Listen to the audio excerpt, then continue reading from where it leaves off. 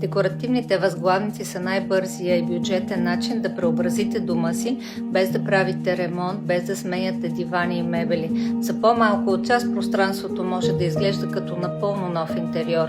И като интериорен дизайнер винаги започвам с едно правило. Диванът е сцената, а възглавниците са актьорите. Колко възглавници да сложите? За малък диван между 3-5 броя, за среден диван 3-7, а за голям или ъглов диван 7-9 броя.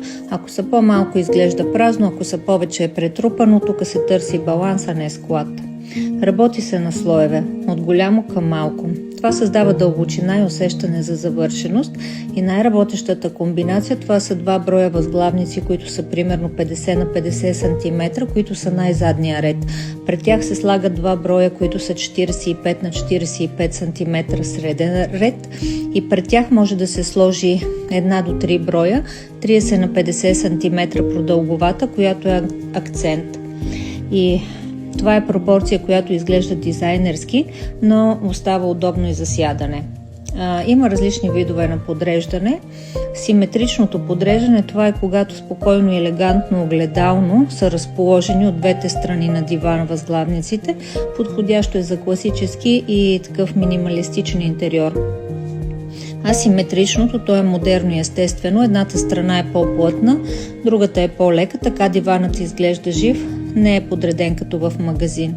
И хотелското подреждане е един от най-харесваните варианти. Това са големи възглавници отзад, средни отпред и една продълговата в центъра. Това е схемата, която почти винаги изглежда скъпо. Как се комбинират шарките? Това е една от тайната на дизайнерите. Използваме формулата едро, средно, ситно и едноцветно. Например, флорален десен с поедри шарки, рае или геометрия, финна текстура и едноцветен за баланс. Само шарки дава хаос, а само едноцветни е скучно. Цветовата стратегия, която се използва, е да се изберат максимум 3 цвята.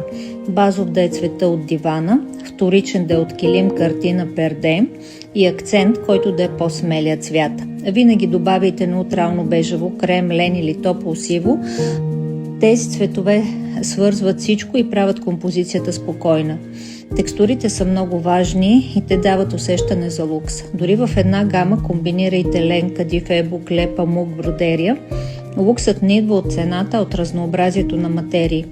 И най-добрият трик това е сменяйте само калъвките сезонно, през пролет, лято, есен и зима и домът изглежда обновен 4 пъти годишно. Малка промяна в текстила, огромна промяна в усещането.